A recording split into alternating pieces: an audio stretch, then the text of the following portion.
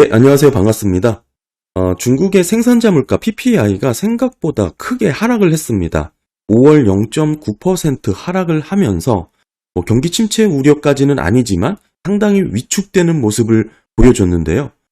특별히 미국과 중국, 글로벌 거대 시장에서 모두 나쁜 그런 모습이 잡히고 있고, 특히 중국에서는 코로나 이후 오픈을 하면서 빠르게 시장을 회복시켜 줄 것이라는 기대감이 있었기 때문에 그 실망감도 크다고 생각을 하는데요. 네, 보시면 전년 동월 대비 4.6%를 기록을 했죠. 마이너스 4.6%고요. 전월 대비로는 0.9%가 더 나빠진 그런 수치입니다. 8개월 연속해서 지금 마이너스 행진을 이어가고 있는 게 PPI고요. 지금 마이너스 폭이 이렇게 커진 것은 2016년 5월 이후에 가장 큰 변동이라고 지금 잡히고 있습니다. 그만큼 생산자 물가지수 PPI는 제조업체들의 가격 변동을 중심으로 측정을 하다 보니까 인플레이션의 선행지표라고 우리가 잘 들여다보잖아요. 한마디로 소비자 물가가 그렇게 빠르게 둔화되고 있는 모습은 경기 위축과 경기 침체를 반영하는 모습이다라고도 해석을 하기 때문에 의미 있게 좀 봐야 될 지표라고 보여집니다.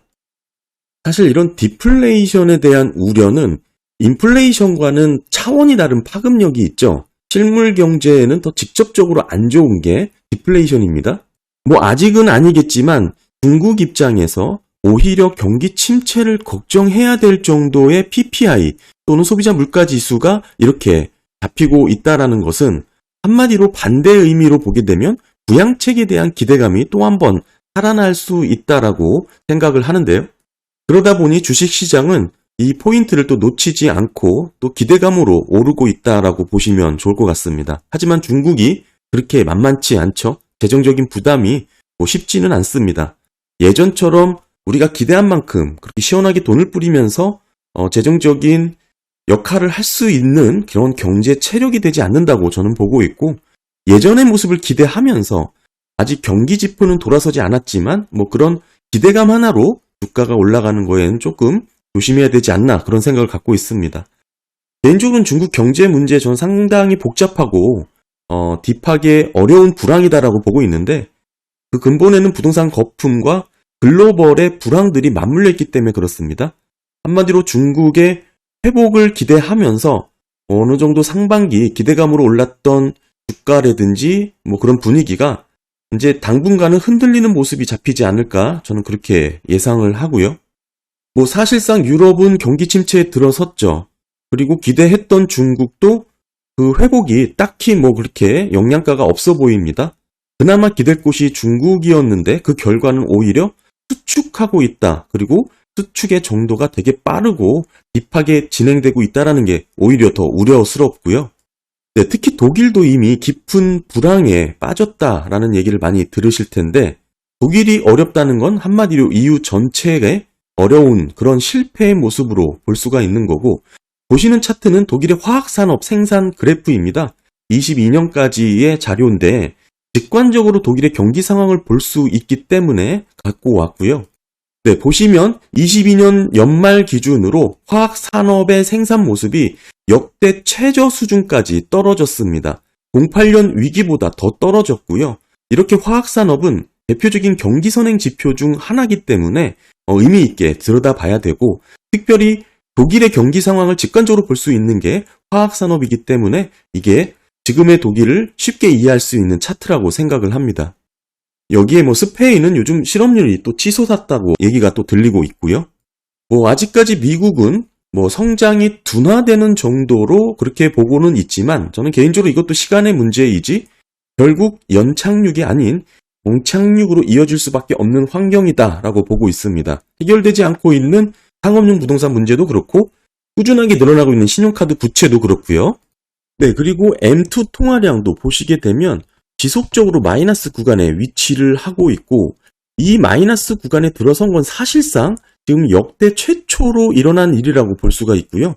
이렇게 유동성이 축소되고 있는 와중에 경기가 어렵고 글로벌로 위축되는 국면이 나타나는데 주가만 오른다? 있을 수 없다고 저는 보고 있고요. 요즘 요 차트도 많이 보시더라고요. 대형 트럭의 판매 차트인데 78년이죠? 78년 이후에 모든 경기 침체 예측에 있어서 높은 확률을 보여주고 있습니다. 지금 이 차트를 보시게 되면 해석할 수 있는 여지가 두 가지가 있는데, 첫 번째는 현재 계속해서 판매 대수가 높아지고 있다. 이 부분이죠. 를 확인할 수가 있고요. 그리고 두 번째는 경기 침체 전에는 급격한 하락의 모습이 잡히고 있다라는 것을 확인할 수가 있습니다. 그러면서 이야기를 할 수 있는 게 아직은 경기 침체보다 어느 정도 시기가 조금 여유가 있는 거 아니냐, 이렇게 얘기를 하시는 거죠.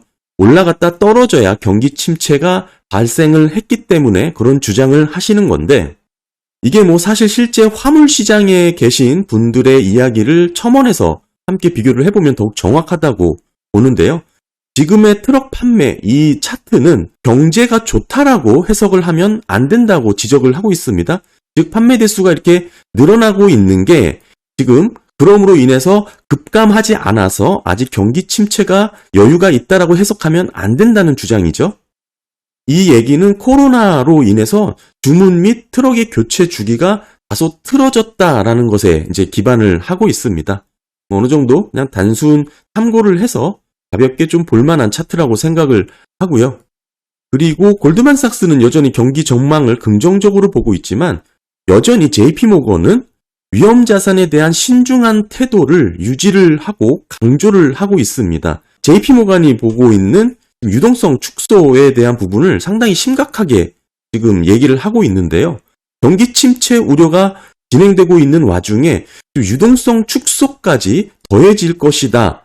한마디로 앞으로 위험 자산에 대한 신중한 태도를 조심해야 되고 더 강조해야 된다라고 얘기를 하고 있습니다.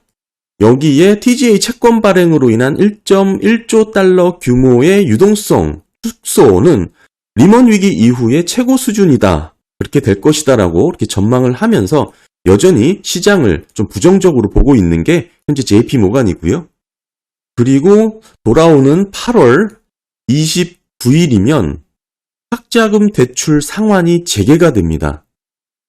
제가 예전 영상에도 그 소비자들의 대출 관련된 영상에서 말씀을 드렸지만 이 개인 소비 지출 관련된 학자금 대출 유예 제도로 인해서 지금 대출 상환 부분에 있어서 어느 정도 왜곡된 부분이 보였다라고 언급을 하기도 했었는데 이게 이제 시한이 이제 만료가 되는 것이죠. 상환 재개가 이뤄지면 그 여파가 어느 정도 있지 않을까라고 보는 것인데 소비자 금융보호국의 최근 보고서에 따르면은 학자금 대출을 받은 대출자들의 어려움이 좀 더 심화될 것이다라고 보고 있습니다.